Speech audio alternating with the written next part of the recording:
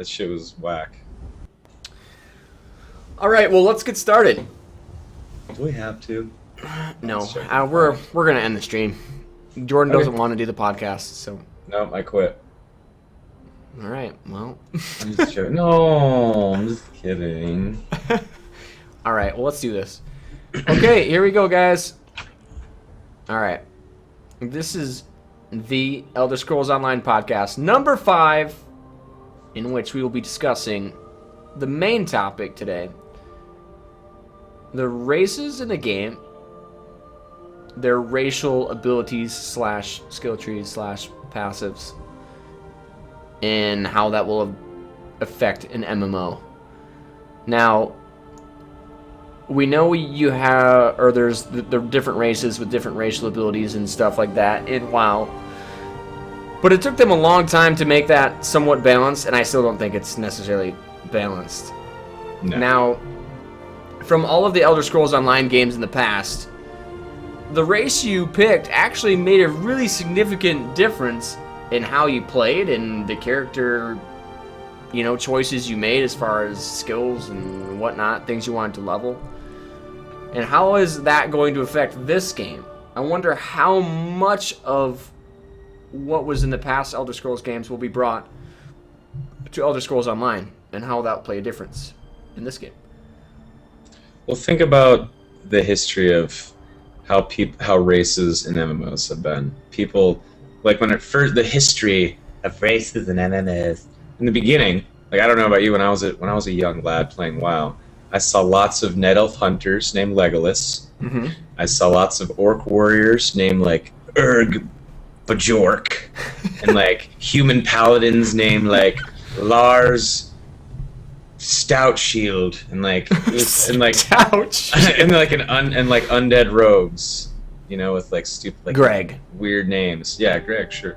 Like people would kind of pigeonhole themselves into like, oh, I'm the orc, so I'm gonna be this warrior, and like be this. People would kind of role play.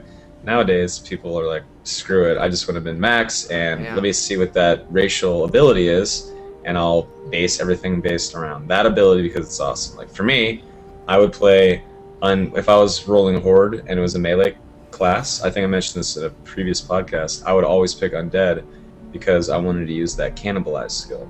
Yeah. Or if I wanted to PvP and be a hunter as a night elf, that shadow meld and that plus to crit was huge. And I was like, that 1%, that means something, Yeah, to crit. That's why I chose the Night Elf, was for playing a warrior, because leveling early on as a warrior was the worst thing ever, and you would always pull more than you could handle, and Shadow Melt saved me so many times. Exactly. Yeah, totally. And like, what did humans have in World of Warcraft for racial abilities? Some stupid. Didn't they have like a stealth detection or something like? Stealth detection. It was something like that. I want to feel it was something like that. Perception, human perception. They could see stealth classes. Yeah. Come on. It's helpful in PvP, but in PvE, I guess, no one cares. sorta. In terms of like PvE balance, though, which comes later on in the podcast. But in terms of ESO and how they're handling races and racial skill lines, etc., it's going to be pretty intense with how much capability each individual race has on its own in terms of the passives and the active skills and stuff that they're getting. Because look at past Elder Scrolls games in the test series. Well, let's go through that actually. Like, let's just look at Skyrim, for example, and we'll go through the racial abilities and what you get as far as how it goes. Okay. So I'll look up a list right now. I can give you the link. Okay. I told you I already had that pulled up and stuff, son. You're crazy. You crazy. How you think? You fancy, huh? Okay, so let's look at Argonian. Okay. Bless you. Bless your dear soul. Thank you. Okay. Alright. Let's look at Argonians to start. So, their racial passives were resist disease 50%. And I don't think there's going to be any type of disease or something in Elder Scrolls Online, because that really wouldn't make any sense. But it would be funny. I'm sure there's going to be some kind of disease and like poison abilities from them. Maybe like NPC, or maybe like mobs like spiders or something. Like they can disease you with a bite or something like that. I'm sure there's going to be some lingering kind of stuff, but not maybe like stuff that lasts forever, until if you were to take it off. But yeah, but maybe like if there was like a resist disease percentage to just negate getting diseased at all. Right, or like would be cool. Sure. They also have water breathing, which is like the staple of the Argonians. I personally think Argonians were probably the best race in Skyrim, mainly because his skin. His skin was just incredibly imbalanced. Yeah. But besides water breathing, they also have higher unarmed damage, and then their racial ability was his skin. So recover health 10 times faster for 60 seconds once per day. Now that ability was so broken. It was helpful as shit. Yeah. Yeah, that ability was just insane. Now, as far as the other bonuses and stuff go, like plus 10 to illusion, all that stuff, I don't think that has doesn't any. matter. Yeah, that doesn't have any relevance to what we're talking about. Not at all. But in terms, if you look at something like the Wood Elf, the Bosmer, resist poison, resist disease, right? Those are their abilities. Right. They're resilient folk. But then Very look at their power. yes. Look at their power, command animal. They've already stated in multiple interviews that there's not going to be any pets or controlling pets or anything like that in the game. So what does that mean for the Wood Elf then? They're going to have to dig something out of their ass and plop it on the skill line. Because that's been a staple of the Wood Elf for a long time in the test series as well.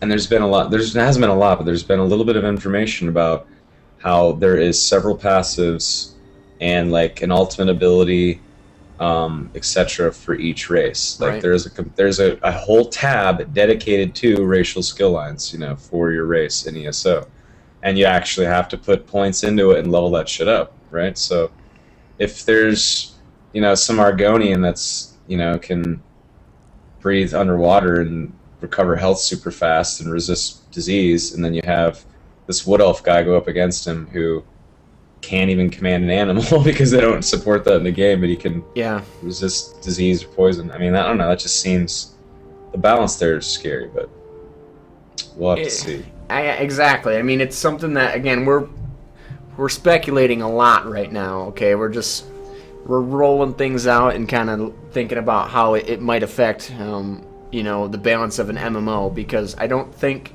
as far as races go, there's been as in-depth as I think they're going to go with Elder Scrolls Online as far as how it will actually affect your character. So, right. Now, let's talk about... I keep forgetting all the races that are in Elder Scrolls Online, because I feel like some of these are left out. Obviously, you can't play Imperials. No Imperials, yeah, which I don't really care. I always thought the Imperial was the most boring race. There's nothing special about just the regular-ass human. Yeah, a lot of people say, the Breton is a human. Well, the Breton is actually descendants of humans and elves. It's kind of a high elf, more of a human kind of race. And the Nord is, big, hardy Nordic humans, but they're different than just your regular human, right? Mm-hmm. Where in terms of the Imperial, I'm looking at their abilities and whatnot. They had Voice of the Emperor, calm people, and then they always find more gold with Imperial luck. I mean, lame. That certainly isn't going to do shit in PvP against an Argonian that's recovering his health 10 times faster for a whole minute. Yeah. That's... But it doesn't matter because the Imperial is going to be you can't play Imperials in Elder Scrolls Online. Which is really weird because Imperials they make up the majority of the Elder Scrolls population. So it's weird that they didn't put that race in Elder Scrolls Online. Well, it'll be we'll just be fighting them. Those are going to be the people, the NPCs that you see guarding keeps and whatnot. It's just... You're going to see a lot of them in Cyrodiil. Yeah, it makes sense, though, in terms of 3-faction war, 3 races in each faction. It's actually smart how they did it. I like it. I enjoy it. And I don't really like the Imperials anyway, so screw them, I'd rather not have to play them. Now... we've talked about it. I know what race I'm playing when Elder Scrolls Online comes out, and that's the Orc. And besides the Argonian, I think the Orc had the second best like racial ability, which was you take half damage and do double damage. Yeah, that's so broke. Like, that ability was overpowered. Yeah, it was to the point where when you got to like a boss, you would just wait in the dungeon for 24 hours, make sure you have that shit ready, and then you'd fucking plow through his ass. Just like, hold on, you're like time out, giant dragon. I'm gonna take a nap for 24 hours. I'll just stand here for 24 hours. Okay, I'm feeling good. I'm go feeling crazy. good. That's right. Yeah, that's what I'm doing. I'm totally playing an orc, and I don't know how they're gonna do that. Yeah. I don't, if they want to put something in like that, it's gotta be so much more less than what it is, right? It can't be that much. Now, I don't know how something like that can be balanced, but I loved using the Berserker's Rage. Even the effect in Skyrim that it put on the screen was just like made you feel like. Well, here's the thing, though. Here's what they've been saying in interviews. It's the racial abilities. Most of them are passives, except for like one, I think, and like the one ability you get to learn is like an ultimate. So and there's going to be several ultimates you can choose from. You might not necessarily even want to use that ultimate ability. So how do you think they're going to handle with passives? Like, if each race has 3 or 4 passives that you can put points into, and they level up, and then you can branch off those passives. Right, like a little tree, like a skill tree. Yeah, I'm nervous that there's going to be tons of people playing fucking, I don't know, red guards because they regenerate stamina faster, and that's just, you're gonna have to have that in PvP if you want to be a stealth class. So everyone's gonna roll red guard because they have better stamina or something. Stamina regen, yeah. It's like I'm nervous about how they handle that. You know? Well, I think everybody should be nervous about how they handle stuff. Again, with an MMO like this, where you have so much history behind the first installment of the MMO, everybody wants like the lore in there, and everybody wants to feel like it's still an Elder Scrolls game. So they want the stuff that makes you actually feel like the races are separate. But making them separate while at the same time making it balanced is it's going to be tough. And I think, maybe people at the start are going to be upset with maybe how things are imbalanced. Oh yeah, absolutely. It's going to take months to get this shit balanced. Yeah. And especially whenever there's this many different ways you can build a class, and you can only have 5, 6 abilities on your hotbar. Of course, well, it's like 12 altogether because you can switch weapons at level 15. Right. But when you come down to it, you only have 12 abilities and left and right click, right? When it comes down to it, and there's all these skill lines plus these racial abilities, there might not even be a lot of people using their fucking racial, unless... This is another thing that I'm wondering. There's so many different like passives that you level up. Do all these passives stack on top of, like, there's passives abilities in the regular skill lines too, like Destruction Staff or the actual class skill lines. There's passives you can put points in there too. Right. If you just decide, I'm just going to dump all my points in all these passives, are all those passives from all the skill lines and racial passives, etc., are they all stacking? Are you going to be that potent? I can't imagine you'd be able to put points into something separate and have it not contribute towards what you already have. Maybe there's diminishing returns at some point for having, like, I get X stamina regen from this, I get X stamina regen from this. Maybe there's diminishing returns past some point. We don't know that yet. Again, I've never seen the skill trees or the passives or anything like that, so I don't know the amounts we're getting for each point spent in a specific skill, but that's definitely something to think about for sure. I think a lot of it more depends on how much we get per point. If there's so many things we can put our skill points into, you would think that the amount you're getting per point would be fairly small, so that way later on it actually adds up to a good amount. Think about it like this. There's going to be all these different zones, and then in each zone there's going to be at least 3 sky shards, right? Right. And you get 3 sky shards together, you get 1 skill point. Plus there's 50 levels, so that's 50 skill points. Let's say there's 66, 70 skill points that you can put into a character. And there's all these different PvP skill lines, and each of these skill lines has quite a few. You know, there's like 5 or 6 active abilities, and then several passives. You know, like in these trees. Yeah, and several places to branch and go different ways and whatnot. Yeah. So, in terms of, I guess we're kind of segueing into how it's gonna.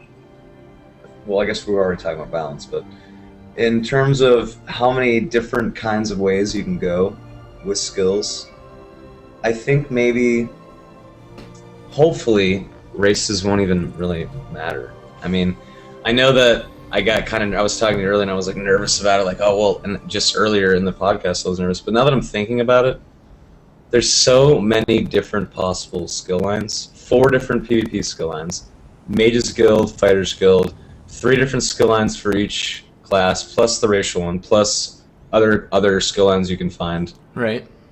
You don't even have to worry. Well, okay, so say, this is just an example. Say you play a Khajiit and your racial passive for some reason gives you a 3% crit increase. Okay. Now, just because that's a starting racial passive for someone else doesn't mean that you can't eventually unlock through your passives on a different race, through all the different possible choices you have, through everything. You couldn't get that crit from something else. Right. Now, and I think that's really good, because that way you still play the race you want to play, but at the same time you can still get where that race starts at through your passives on a different race.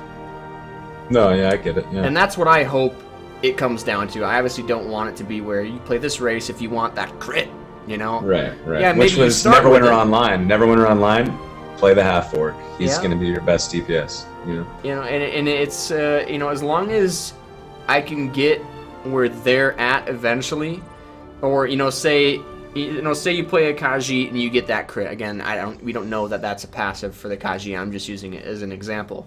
But right. Say you choose the Khajiit initially because you want the crit, but then say the Breton gets X amount of stamina regen. You're like, oh, I want that too. If either one can go either way, if you play the Khajiit, you can eventually unlock a passive that gives you that stamina regen, then cool. That's what I'm hoping for. As long as everything comes back and balances itself out.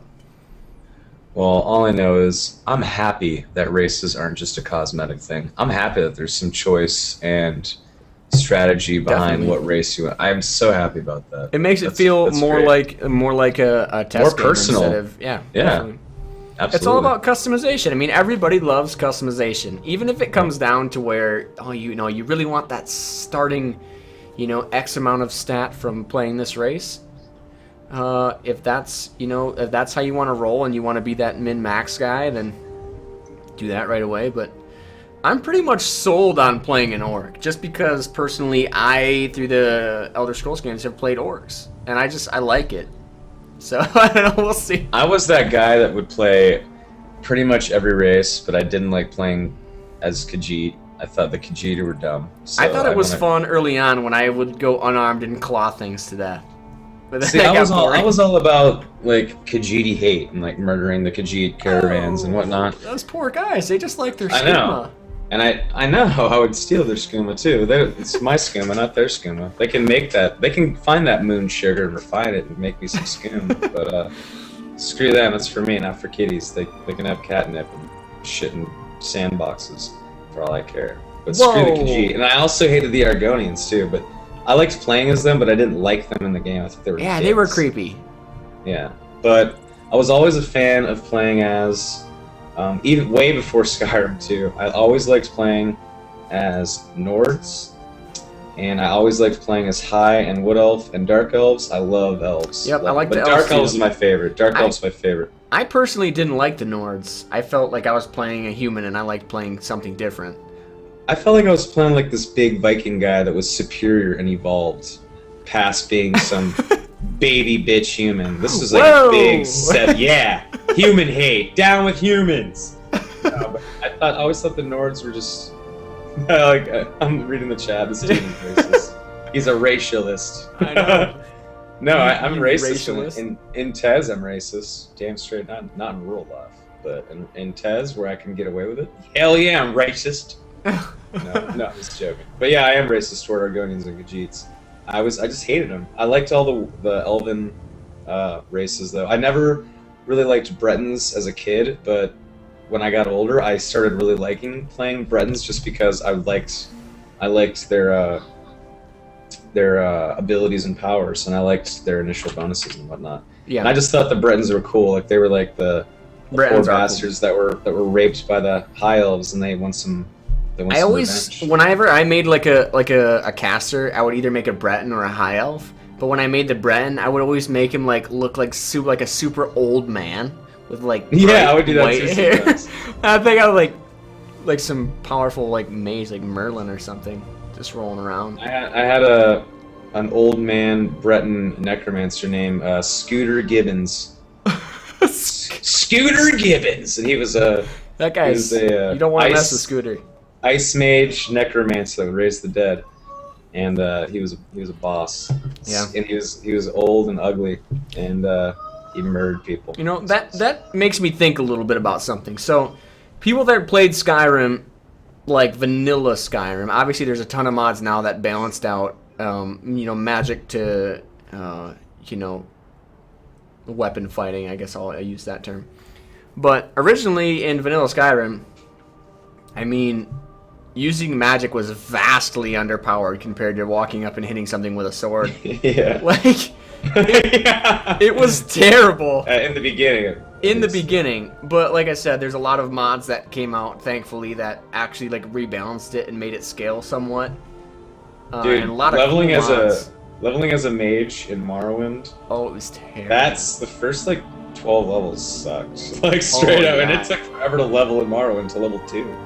So, now, Morrowind was a little bit different. I think magic was even stronger in Morrowind because you had the cast range of the damage. It wasn't a set amount, which was kind of neat. But in Skyrim, it was terrible. Yeah, it was pretty bad in Skyrim, for sure. I thought it was hard in Morrowind, though, too. Yeah. It was easier to get into magic and use it just because it was so intuitive in Skyrim.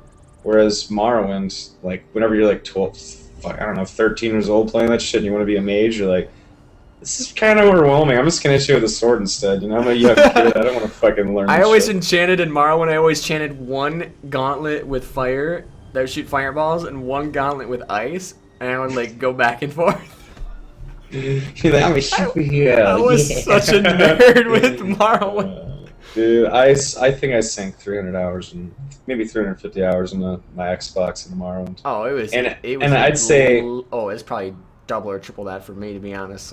And I'd say 50 hours of that was just making new characters and doing building different characters and their names and making characters and backgrounds for them and okay, so this is gonna be the Breton old man necromancer. This is going to be the young. This is going to be the. Call him the old man. Yeah, dude. Hell yeah. Scooter Gibbons, dude. Oh gosh. I had all kinds of weird names. I don't know if anyone here has watched my old Skyrim streams, but I had some weird names for my characters. Richard Sweat. Richard Sweat. Yeah. I kind of like that name. I've never used it, but I would. All my characters from Star Wars were named Richard Sweat, Richard in a Box, Richard Slapped, and I can't remember the last one. Richard in a Box. That's a classic name right there, right? That's pretty good. Yeah. Richard in a Box. Oh, all right. Well, that's good. We are. We're way off topic. I don't even care. Okay. So we've kind of touched about, I guess, the races and racial abilities and what we expect out of it, I guess, as far as the balancing goes.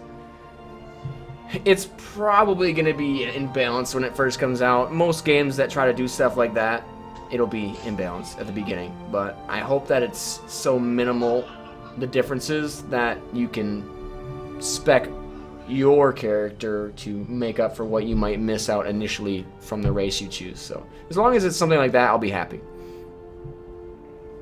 PvE Balance. Yes, let's talk about PvE balance. Let's talk about that. All the stuff that we talked about with these skill lines, and people have, tons and tons of different options with skills and how to morph them later on when they achieve a higher level. And you only get to have 10 active abilities and 2 ultimates between your 2 weapons you switch from.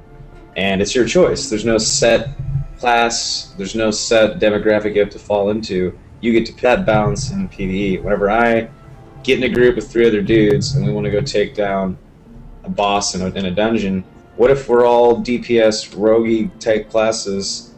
We're all different races, though. We've all rolled, like we have a Nightblade in there, a Templar in there, a Dragon Knight, and a Sorcerer, right? We've all rolled different classes, but we all happen to have the same abilities, and we all happen to be that same kind of class. How is that going to balance? How are we going to survive these encounters? How often can you swap those abilities out? When you're not in combat. So you just have to not be in combat to be able to swap everything? Yeah, and then when you put that ability on the ability bar, that's the only way. Using it, you can have it on your ability bar, but you have to use it to level it up. That's the crazy thing. It's awesome. So I think people are going to get pigeonholed. They're going to be like, okay, this is my build. I'm going to make this build perfect. And they're not going to branch out and maybe try healing abilities or try this. Or I don't know. Maybe I'm wrong. I hope I'm wrong. I really do. I hope there's lots of people that want to heal, lots of people that want to tank, and that there's people that are like, oh, don't worry about it. I'll just switch my weapon to the healing staff and I'll take healing this time. Well, I hope there's lots of variety. When I start to think about it, I think about people that are going to find an ability that they like and never switch it out. Right. Now, what that does is doesn't give them any options as far as their build goes when they go into a dungeon. Say there's the first boss, you want, lightning abilities, and the second boss you're going to want ice. This, again, super generic, but I'm just using it for an example. Now, the guy that found a build that he likes and that's what he's going to do, that guy is going to be the guy that you don't want in your party because he only has those abilities. He's leveled them up. Yeah, one trick pony. Me, on the other hand, I'm sure just with how I am with figuring things out and testing certain things, I am totally going to be the guy that all right, now I got to test this ability. I'll level it up a little bit. All right, I want to test this ability. Obviously, there's going to be ones that you're going to find that are going to be strong. And you're going to be like, okay, I know this one's good. I know I'm going to level it eventually, but I still need to keep testing other things out and see where it goes. Yeah. And I think those people like that in PvE are going to be the ones that you want because they're going to be, all right, well, we know this next boss is weak to lightning, blah, blah, blah. We will make sure we have some sort of ability for that. Well, not even only that. It's those people that are testing those abilities, those people that are like, okay, this is a new ability. I got to test this. Even though I know that's really good, let me test this. They're going to, because they're testing, they're going to be leveling those abilities up. So when it comes down to needing that ability that will do the damage you need to be done in that dungeon, well, guess what? It's leveled up because he was experimenting. Mm-hmm. So it's not the level 1 crappy weak version of the lightning strike. It's the cool level 5 morphed version because he experimented. Mm-hmm. And I think people are going to need to experiment. People are going to need to have a wide array of abilities leveled up beyond the 10 and the 2 ultimates the 10 skills and the 2 ultimates they put on their bar. They're going to need a set of other skills just in case. They're going to need to be able to, okay, let's hold on, let me swap skills. Definitely. This is coming up. And I think that strategy is actually going to be really, really fun. Now, even on top of what we're talking about, this is something that just popped in my head too. So we've talked before in our previous podcast about the combat system and how combining certain abilities together will give you bonuses or certain things will happen, blah, blah, blah. The example we used, if you missed it, was someone runs in, uses an ability that throws out daggers around them or something while a mage casts a AoE fire spell on the ground, and those daggers turn into flaming daggers that whatever they hit does damage, ignites a target on fire, blah, blah, blah. Certain things like that. And it's certain combos from different spells that allow stuff like that to happen. Now, people that don't level everything and pigeonhole themselves into a certain build, if there really is an effective way to combo your abilities together in a certain dungeon and they don't have those abilities, then that is going to, destroy the group a little bit, I think. Yeah, I agree. I totally agree. And it's one of those things, too, where, okay, so say they level up an ability, instead of it being level 3, it's level 4, but because it's level 4, they didn't level up anything else. Now, that ability on its own does, for example, 100 damage. But if they were to have... lot. Yeah, 100. A lot, I know. Don't spend all your points in one spot. So say it does 100 damage and it's level 4, but if they were to have leveled other abilities, and have multiple abilities at level 2 instead of one at level 4, and say one of their level 2 abilities combined with another person's ability will actually make it do more damage than having that one ability leveled up higher. And I like to think that stuff like that will happen because you won't always be in a group with people that have certain abilities leveled and certain combos won't work. Right. I hope that there's PvE dungeons and like boss encounters and whatnot where you have to finish the monsters off by using those chained together attacks, where it's like if you don't work together as a team right now, then you're screwed. You can't simply DPS this guy. You have to do some crazy ultimate ability and combine it with another friend's. Yeah, it'll be like, use these abilities now to kill the boss, and then when you do it, it like casts so like this cool. awesome animation. Because Yes, they've already said that exactly. there's going to be kill cams in this. Yep. And the Which kill is cool. cams only trigger if it's the last enemy In a pool, in a pool in the combat environment that you're currently in. Now, but imagine a kill cam on an epic scale in like a boss fight. A boss. Now, that would be if they- so sick. If they do something like that, that would be amazing. So If you they know, you haven't have a thought of combo this, they need to be casted. listening right now. Yeah, if they have a combo casted, or cast, not casted, obviously. If a combo happens, you know, the last, you know, few percent health of a boss, and an awesome animation happens where like the, you know, Dragon Knight jumps up on his back and stabs him while, you know, something else happens. I don't know, but they could do something really cool with that. That would be really, really neat. I think it'd be amazing if they did that. I doubt it. I don't see it happening. But holy shit, that would be so cool if there was some epic like group kill cam, like all 4 people are coming together. Like the Templar like has like this giant sunbeam that shoots down, and the sorcerer like shoots lightning into it, and the warrior sprints through it, and like the rogue just hangs out, I guess. Yeah, he just chills. Moral support. Go team, go team. He throws a dagger and like it hits the warrior, and he like jumps forward. Yeah, throws like a smoke bomb on the ground. Go nerdy. We're having so much fun right now, man. I'm having a good time too. Good. Good. Very good. Okay, so yeah, I mean that's the balance in PvE as far as leveling abilities. I mean, Soma kind of talked about it a little bit as far as just the vast amount of options we have as players in Elder Scrolls Online as to how you want to build your character, what abilities you want to use, when those abilities are leveled up, where you want to branch them into. I mean, it's a lot to go through and test and figure out what's the best and what works the best, and you know, in certain situations. So I hope that people are explorative like me and Soma seem to want to be, Right. and test And what they have. That actually segues into the 4th topic, dungeon finding.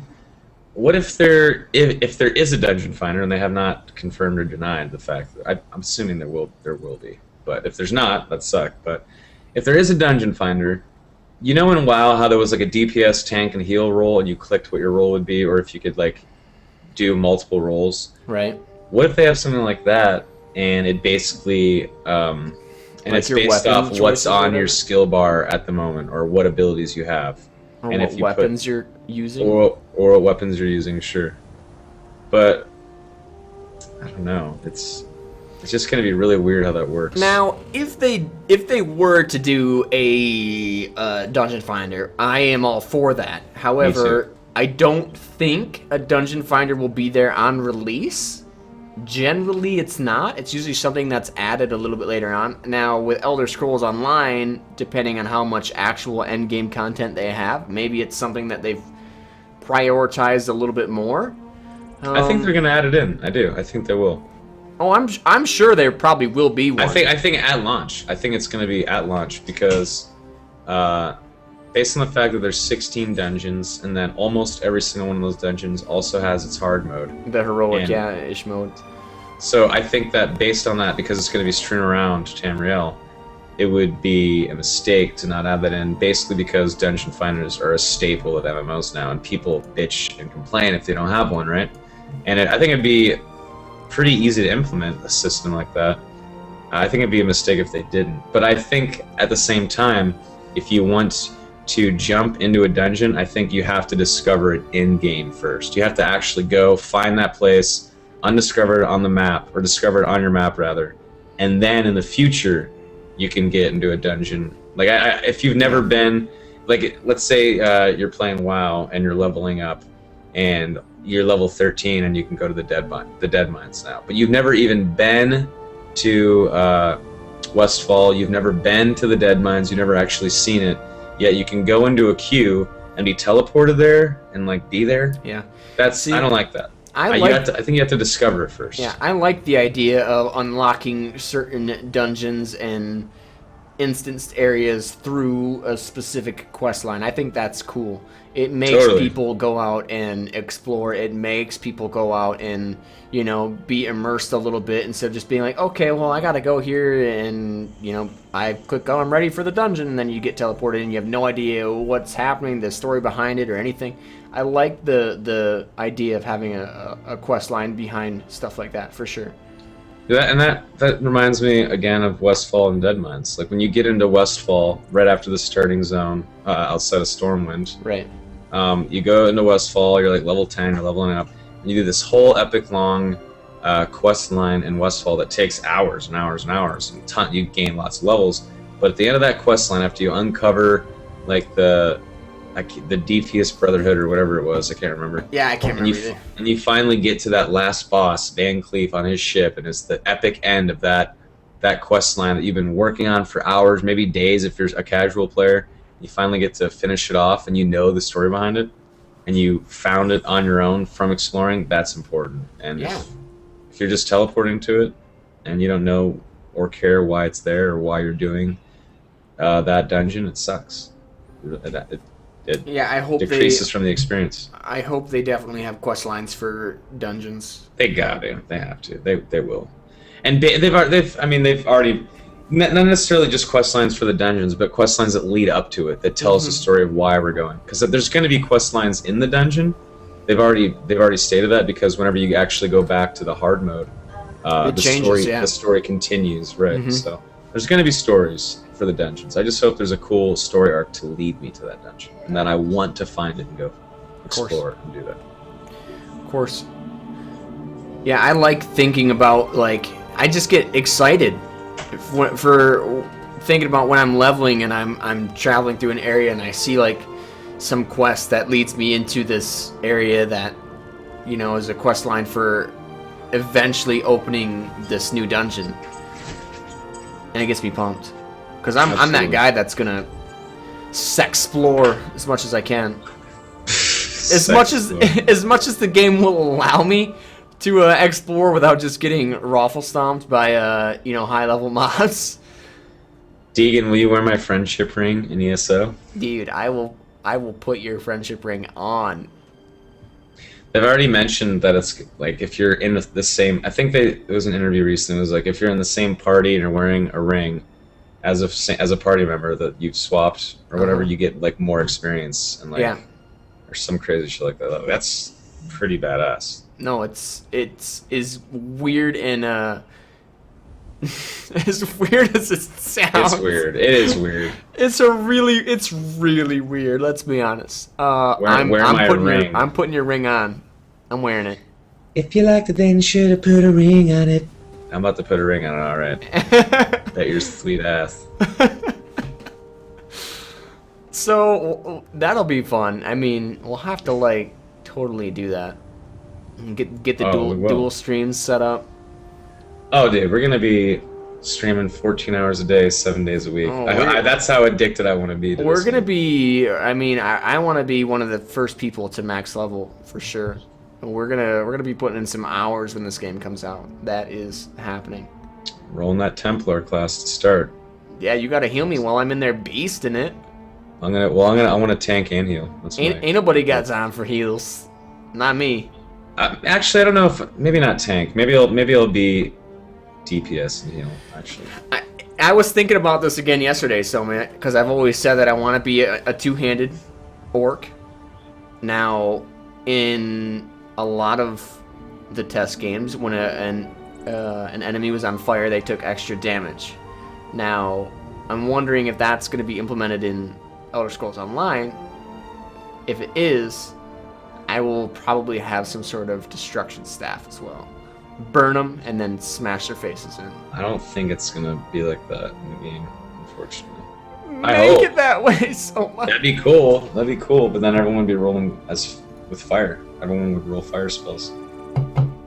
What if it was only like 15% extra damage? That's a lot. Are you kidding me? Everyone would want fire. What if it was 2% extra damage? I know people that will change their whole build for 0.5% of extra damage. Min-maxers are min-maxers, and they are nuts. So yes, 2% sounds fine.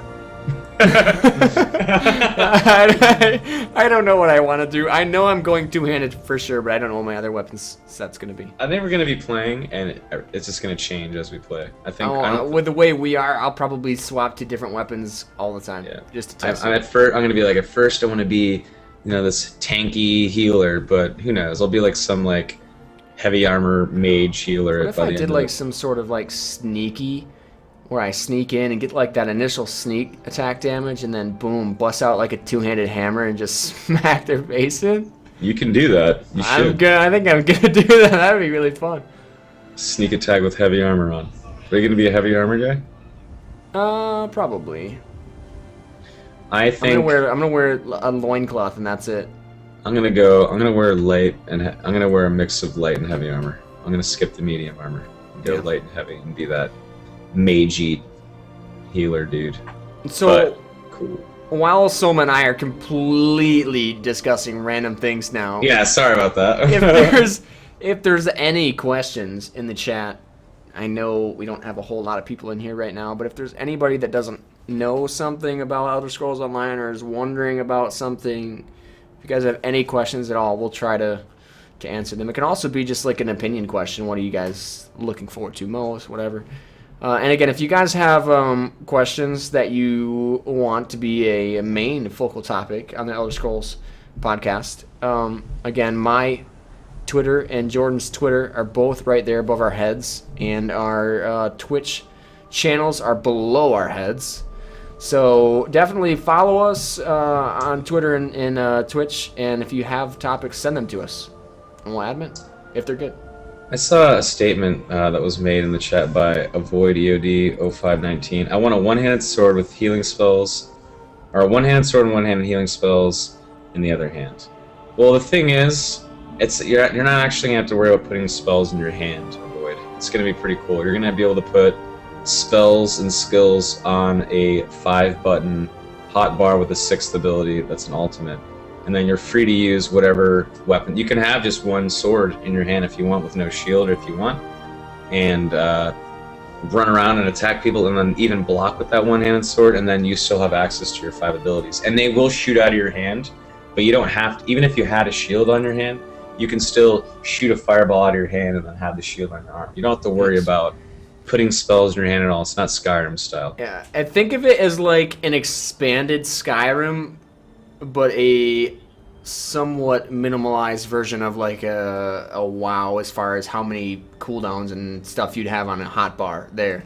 So it's like a mixture of in between, but that doesn't mean you don't have a lot of options. You just don't have, 25 slots you could put stuff in. It's almost like a MOBA hero too. You have, except it has a couple extra abilities. Like in MOBAs, you have like 4 or 5 abilities, an ultimate, and a few skills. Yes. And that's your special build. That's who you are as a character. Imagine it kind of like that, and you can still like left and right click and like do your basic attacks, but you have like a set like kind of way you're going to be doing shit, and then like an ultimate as well. Yeah, it's actually, you can switch up your build however you want. It's I think it's a good system for sure. Yeah. And there's no news on business model yet. I think everybody's waiting for that. Again, if I had to make a guess, I would say PAX Prime will be when we get the official business model. I would expect some big news at PAX Prime. Yeah. Yeah. Should this be easy to get into if you haven't really played MMOs, or is it a game focused on veteran MMO players? They have been adamant on the point of making it easy for anybody to get in this game, which scared me at first because I wanted a veteran MMO game. But after seeing it myself, it's going to be so easy for people to pick this shit up. You don't have to be like a WoW guru or a Rift player or a SWTOR player. You could have never played an ESO or MMO game ever, buy this game and feel comfortable.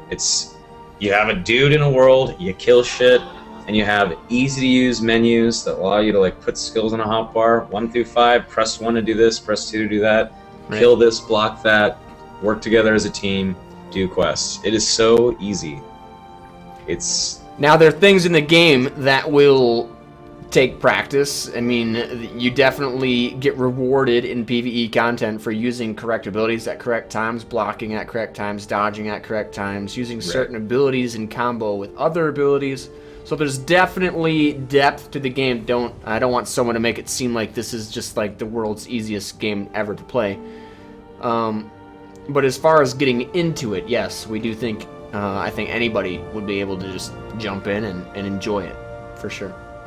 Yeah, you don't have 6 skills altogether. You have 12, because you could actually switch your weapon and get access to a whole nother skill bar. So you have 12, but I'm happy that it's not any more than 12 or more than 6 at a time. I like that you have to like choose and be careful with what you choose at what point, and you only have a certain limited amount of options.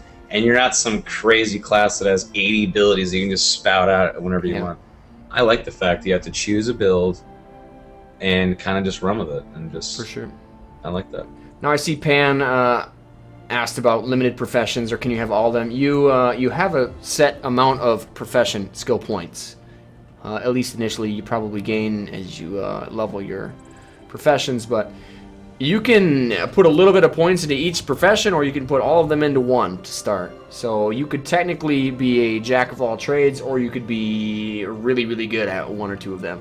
So that's completely up to you, how you want to allot your profession skill points. See what else. Other classes like other MMOs, healer, tank, DPS, mage, cobra. I saw that question. It is kind of yes, but in a way no. Basically, you choose a template to start, and then even though you choose that template to start, you can build your character however you want to do it. So there's an incredible amount of freedom as far as character progression goes. Right, like you could roll as a sorcerer, put heavy armor on, and then a Nightblade, which is like the roguey class, could put heavy armor on as well, and then you guys could both be using destruction stabs. Never even once put one of your class skills on the hotbar, and have the same destruction staff and PvP skills would be completely different classes, but still do the same exact thing, which is pretty cool. Like if you could have a rogue and a warrior be fire mages wearing light armor, and they never once use their stealthy abilities or their warrior abilities. They just use the destruction staff abilities. That's pretty awesome. Like, I mean, think about those rogues that have destruction staff abilities and stealth abilities and like sword abilities all on the same hotbar. It's gonna be some crazy shit. It is gonna be crazy. It's gonna be even more crazy when you're PvPing and you have no idea what you're going into. It's gonna be like, all right, there's this guy here in heavy armor, and he's hitting me with fireballs. This guy has, light armor, like cloth and leather armor on, but he's running at me with a 2-hand sword, and he's freezing me. Like, holy shit, what am I? And he's stealthy. Oh crap, now what? Like, that's cool. It's gonna be fun. And that's Pan, cool. We actually just discussed races and racial abilities and stuff like that. Now, as far as racial abilities go, we don't know how that's going to work really that much. But as far as racial like passives and stuff like that, a lot of that stuff depends on what race you choose. Yeah, Pano, I highly recommend rewatching the podcast. If you missed the beginning, we probably talked about that for a good 20 minutes. If you want to get more in depth on that, I highly recommend rewatching. But yeah, I mean, it varies between the races. In short here, it varies between the races, but We don't know exactly all of the passives you can put points into and how much it's going to give you a benefit for choosing a specific race, but I would generally assume that starting with a certain race is going to give you a bonus early on, but doesn't mean you can't make up that bonus if you chose a different race and went a different path, basically. Sure, which is how it pretty much was for other MMOs too. So.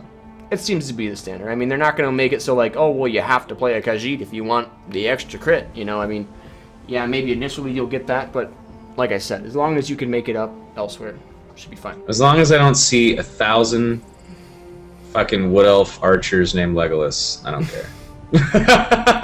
That's all I don't want to see. Okay, so Cherokee's asking about growing in your physical appearance. Now, from what we've sort of seen, can we even talk about that? I don't even know if we can talk about it. Sorry, there was like hardcore wind and like a truck was swerving. What'd you say? Like there's some crazy shit going on out there. What'd you say? That was distracting. As far as like physical appearances like changing throughout the game, I don't think it changes throughout the game, but you do have quite a wide range of options as far as character creation goes. Yeah, they talked about character creation. It's kind of like Rift character creation mixed with your standard TES series character creation.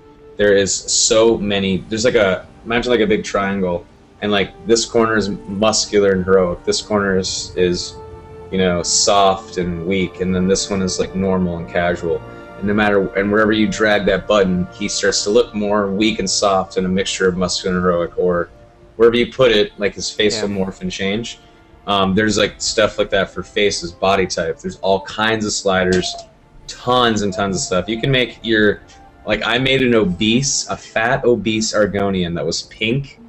And I called him Nasty Nate. And he was a big, chunky, fat Argonian. He was hilarious looking and pure pink. So there's tons of custom. You can make a fat ass character. I mean, I can already see it now. I'm going to spend 4 hours on my character. Oh, I know, dude. It's, yeah. Whenever I actually make my Breton Templar, I'm going to get really into it, I can tell. Like, as much as I want to, get in and go as soon as the game is released, I know it's going to be, one of those things hopefully, during open beta when we're testing things, I will kind of have an idea of what I want, and then I'll just remake that when the game goes live, so. Oh, yeah, dude. In the first play session, like I was saying last week with the closed beta, whenever I finally got a chance to play, yeah. I created my character, I log in. I didn't even leave the starting room where you start in a little office. I didn't even leave. I just sat in there and looked at all the menus, all the skills, and read the screen and studied everything. I barely even moved. And I spent 25, 30 minutes doing that. Just looking at, memorizing everything. Yeah. But, yeah, I hear you. Well, there you go. Does anybody else have any more questions before we wrap this up, I guess? Do you think there's going to be rocket launchers in ESO? That's just my question. I don't know if that's in chat. Do you think they'll have support rocket jumping? I'm going to go ahead and say probably not. Will there be a heavy gunner class? Can my engineer build a turret? I want my engineer to build a turret. No, that's joking. But yeah, it's going to be fun. It's going to be very fun. Every time we do a podcast, I just get super pumped up, and I want to go play Skyrim. I think that's why we do this podcast, to keep ourselves interested in the game. Because it's going to be another freaking 8 months, you know? Oh, man, I can't believe they pushed those. 8 months! Oh, those douches. 8 months. Spring 2014, dudes. We're going to need some open beta action ASAP. ASAP. That means soon. For those of you that don't know. Oh, I know it's beta. Things are going to change. A lot of things are going to change from what people are playing right now. But, I mean, I'm pumped. I know a lot of us are pumped. And again, okay, before we wrap this up, if you guys have questions, okay, if you have anything that you think of throughout this next week, write down our Twitters, write down our Twitch pages, follow us both, and send it to us. And we'll put it in the podcast for next week. Because this week was kind of slow as far as new news coming out for Elder Scrolls Online. So a lot of what we're going to be coming up with for topics next 8 months will be a lot of more opinionated stuff and random topics. So Yeah, this week was kind of okay. We just had E3, guys. Let's get back to the studio in Maryland and relax for a week because we don't want to put any news out. They're gonna be pumping out news probably next week. I'm assuming. Pan is asking, are zones instance like WoW is where you complete a quest and it changes? I'm assuming you're talking about like, you know, your decision, and all of the story quests are single player. You can't go in there with other people.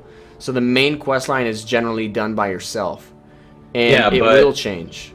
But if you're with your class story or whatever, the world, while it will change around you, it won't change for them. And things that you're doing, let's say you're playing a quest, the same quest with a friend, and in the quest, and this is something they've actually already said, let's say you get to a point where there's an NPC poisoned laying on the ground. You can say, there's an antidote on the table, and you can give it to her and save her, or you can not. Let's say you choose to save her and your friend chooses not to. You will continue playing through the quest and through the game, and it will be seamless, but you will still see that living NPC lady who later on down the line will maybe give you a quest because you saved her life and she'll reward you. And then the other guy, he'll come across someone's like, thanks for, killing that woman. Here's a reward for not saving your life, or here's a quest, or a key to a building because you did, or something like that. Right. But you'll still be able to stand next to each other. It's just will be heavily phased so that you can't see his decisions and he can't see yours. But it'll still be a seamless experience, which is it's very cool. Awesome. Which is hard. That'd be so hard to do. That's definitely what people want, though. My God, I mean, everybody likes, their decisions to feel like they mean something. So everybody wants that feeling. And I think that's why they're making the main quest lines separate from everybody. So it's easy for them to do that. Because if it wouldn't work really if they allowed multiple people in certain phases for the main quest line. I hated in SWOTOR how you had this cool dark side decision you want to do, and then the cheesy light side douche would win the role, win the role, and get to pick, and you're like, man, this totally ruined my experience. I didn't want to see that. But it's kind of fun though at the same time. It was kind of funny. You have to admit, I mean, as far as leveling experience goes, Star Wars did it really well. Yeah, it was fun. That game might have had problems, but the leveling in Star Wars was fun. If Star Wars: The Old Republic had Skyrim's style of combat and skill lines, can you imagine that? That would have been sick. But they still had no endgame. They still had no good PvP. So I don't know. It was close.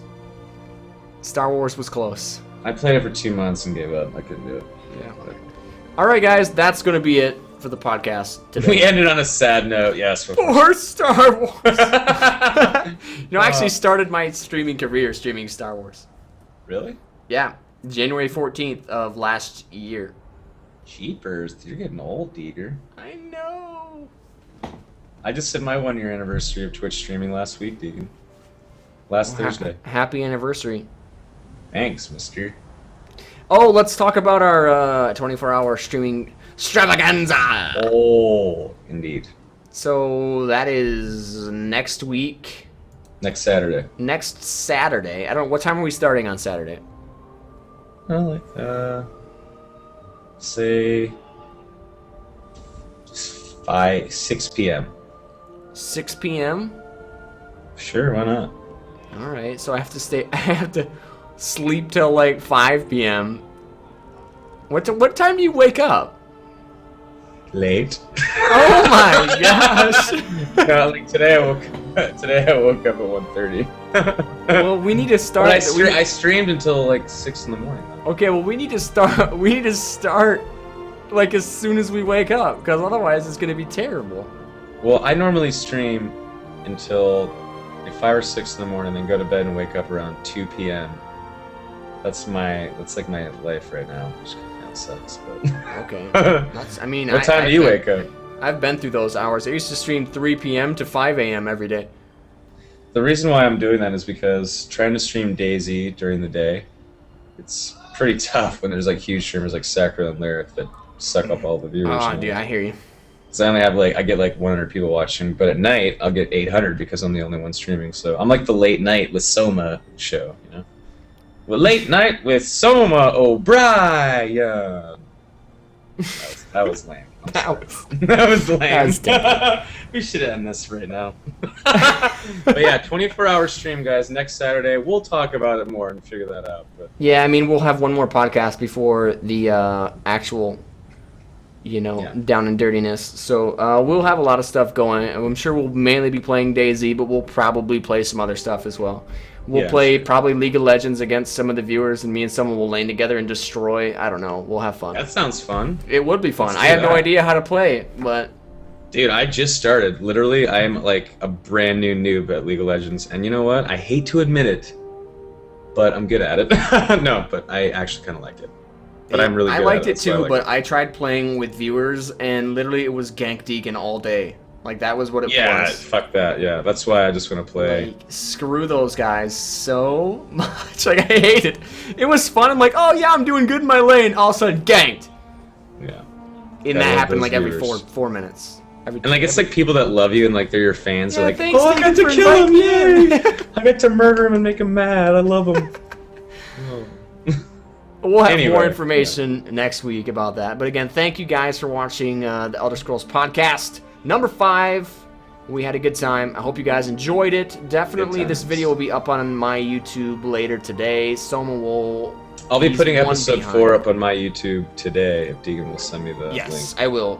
So anyone that hasn't seen last week's episode, check out youtube.com/HDSoma and I'll put up episode 4 too. Yes. So we'll get that all set up for you guys. Definitely go back and check out the other podcasts. They're pretty good. And we love doing this, so I hope you guys enjoy it. And we'll be back next week. All right, guys. Peace out.